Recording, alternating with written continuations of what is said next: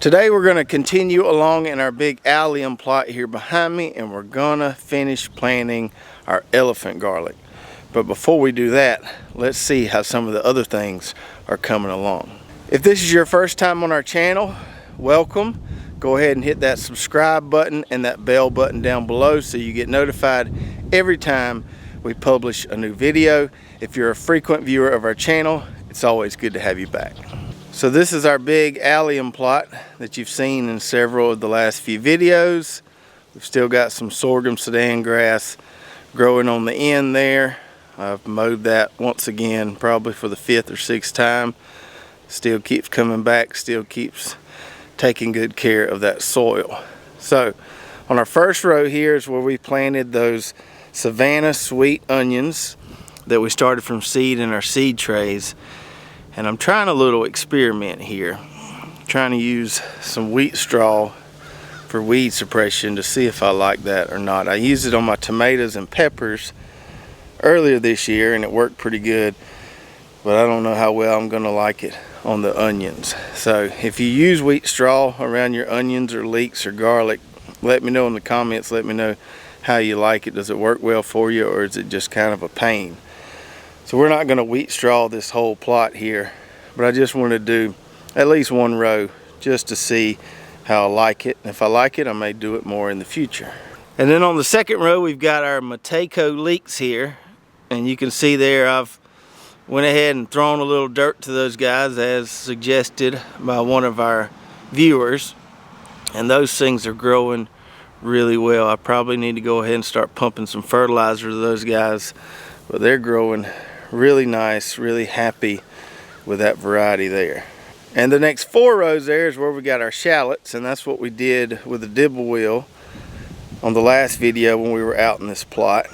And we can see those tops there poking out from the ground. We haven't got any green growth yet, but let's check one and see if we got any root growth here. Dig this little guy up right here. And we're starting to get a little bit of root growth there. On that one, we'll put him back in there. Let him get nice and happy. Let's check this one right here.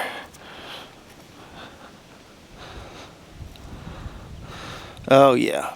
So we get some roots right there, which is always a good sign. Alive and well. And we should start seeing some green growth pretty soon from the tops on those. And if we keep moving over to my left, this is where our elephant garlic is and will be. I got 2 rows of it planted later last week, and I've got 1 more row to plant today, and I'll show you how to do that. Let's look at some of that I planted last week and see how it's coming along. There's one right there. You can see we're getting some roots right there, which is a good sign. Probably have some green growth before too long. So I've got my elephant garlic on 2-foot row spacing, planting double rows on drip tape, just like we did with the shallots and the onions and the leeks. Now the elephant garlic, because it's a good bit bigger than them shallots, I have to dig out that furrow a little more, so I can't just use that mini furrow that the drip tape layer creates. So I took my little section hoe here, this little triangle hoe, and I dug out those furrows, I don't know, probably 5 inches deep or so. Those elephant garlic bulbs, as you'll see here in a minute, are pretty dang big, so we need that furrow a little deeper to put those in there. So we got our drip tape buried right there, and it's along that little ridge you see there. And then we'll put our elephant garlic on double rows on both sides. Down here in the deep south, we have trouble growing your traditional hardneck or softneck garlic because it just doesn't get cold enough. That kind of garlic requires some pretty cold temperatures for it to stratify and make a bulb with all the cloves around it. And it just doesn't get cold enough on a regular basis down here for that to happen. But we can grow elephant garlic really well. Elephant garlic is not a true garlic, it's actually a leek. And once it starts growing, the leaves look a lot like leek leaves do. So If you live in a warmer climate, elephant garlic is the way to go, because the traditional garlics probably won't perform well for you because it just doesn't get cold enough. Now, as far as the time of planting when it comes to elephant garlic, you usually want to have it planted, have it in the ground a few weeks before your average first frost date. Now, you can plant it before then, it's not going to hurt anything, but you want to have it in the ground a few weeks before your average first frost date. Here in South Georgia in Zone 8B, our average first frost date is like November 30th, the end of November or so. So we definitely want to get it in the ground by the middle of November. I planted it later than that and it's done fine, because some years we don't get a frost till January. But in most cases, we usually want to get it planted by the middle of November. So if you're in Zone 8, aim for middle of November. If you're in Zone 7, aim for early November. And if you're Zone 6, 5, or whatever, you can just back up from there and figure out when you need to have it planted by. Now, you can plant this stuff. I planted elephant garlic sometimes as late as January, and it will do okay. The bulbs just won't get as big as if you go ahead and plant it in the fall and let it overwinter. This is my main rat cat right here, Chloe. She does all the heavy lifting around here.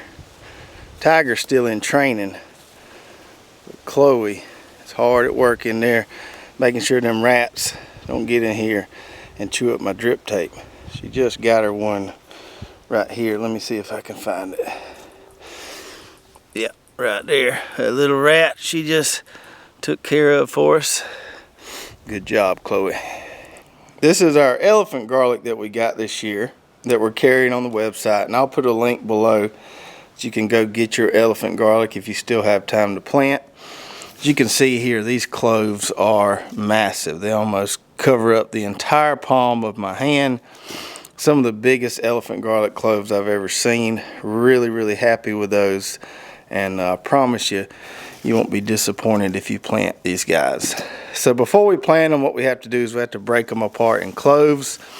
When you get your elephant garlic, it'll come in a bag like this, and a lot of those cloves will be together. So what you got to do is kind of break them apart like that right there, because we don't want to plant this big bulb right here.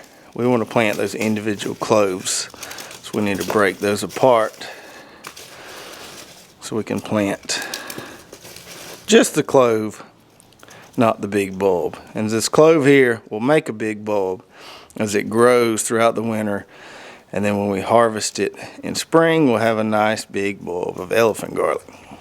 On each elephant garlic clove, you've got a root end, which is down here, and then the pointy end is where the green vegetation is going to come from. So we want to plant this root end down in the soil, and then this pointy end up towards the sun. So we just want to take it, stick it down in our furrow there good, and just cover them up. And we want to space these guys about 8 to 12 inches apart. So I'll normally just go in and put several of them down and then cover them up as I go down the row.